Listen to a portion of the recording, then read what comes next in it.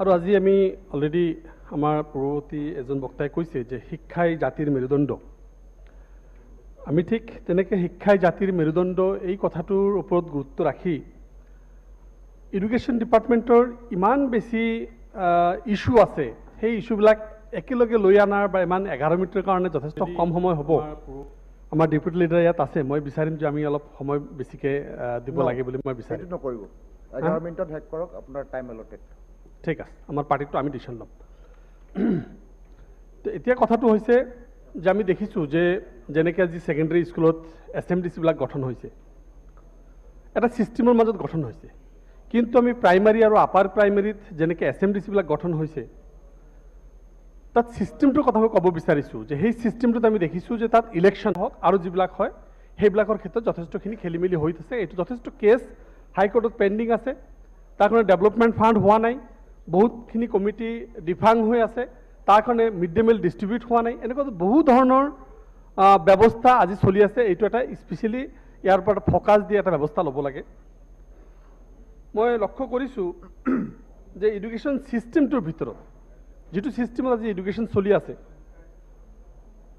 আজি আমি সৰুতে পঢ়িছিলোঁ আমাৰ ছাত্ৰৰ নাম অধ্যয়ন তপ, যে পঢ়াটোৱে অধ্যয়ন কৰাটোৱে ছাত্ৰৰ মূল বস্তু, কিন্তু পৰৱৰ্তী সময়ত আমাক কিছু ক্ষেত্ৰত উদাহৰণ দিয়া হৈছিল যে ছাত্ৰ জীৱন সুখেৰ জীৱন যদি নাথাকিতো এক্সামিনেশ্যন।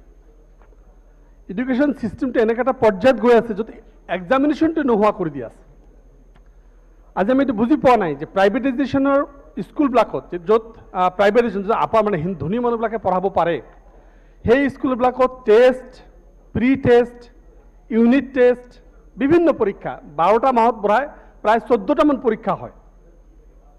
আৰু যিখিনি চৰকাৰী স্কুল, গভৰ্ণমেণ্ট স্কুল, সেইবিলাকত পৰীক্ষা নোহোৱা হৈ আছে। সেই স্কুলবিলাকৰ পৰীক্ষা আমি দেখিছোঁ। মই এডুকেশ্যন ছিষ্টেমটোৰ প্ৰতি ক'ব বিচাৰিছোঁ এইকাৰণে যে ছিষ্টেমটো যদি আমি ঠিক কৰা নাযায়, সেই ছিষ্টেমটোৰ মাজত আমি দেখিছোঁ যে এক্সামিনেশ্যনটোৱে যদি নোহোৱা কৰি দিয়া আছে। আজি 10 ষ্টেণ্ডাৰ্ডৰ এক্সামিনেশ্যন, এইবাৰ হায়াৰ ছেকেণ্ডেৰী এক্সামিনেশ্যন, এইবাৰ বোধহয় বৰ্ড এক্সামিনেশ্যন লাষ্ট এক্সামিনেশ্যন হ'ব। এতিয়া পঢ়াত যদি ক'ৰবাত কোনোবাই ফেইল কৰে, ষ্টুডেণ্ট ফেইল কৰা ছিষ্টেম নাই, কম্পালচাৰী পাছ কৰিব লাগিব। সি পঢ়ক চাহে নপঢ়ক, এক্সামিনেশ্যন বুকছত লিখিব পাৰক চাহে নোৱাৰক।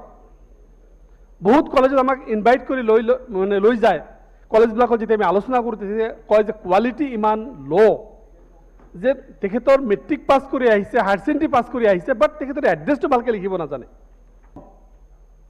আমি অপাৰেশ্যন ব্লেকবৰ্ড দেখিলোঁ, আমি সৰ্বশিক্ষা দেখিলোঁ, সমগ্ৰ শিক্ষা ষ্টাৰ্ট হ'ল, বিভিন্ন পলিচি, নতুনকৈ নিউ এডুকেশ্যন পলিচি আহি আছে। এই ছিষ্টেমবিলাকৰ মাজত আমি দেখিছোঁ যে এডুকেশ্যন ছিষ্টেমটো মাৰাত্মকভাৱে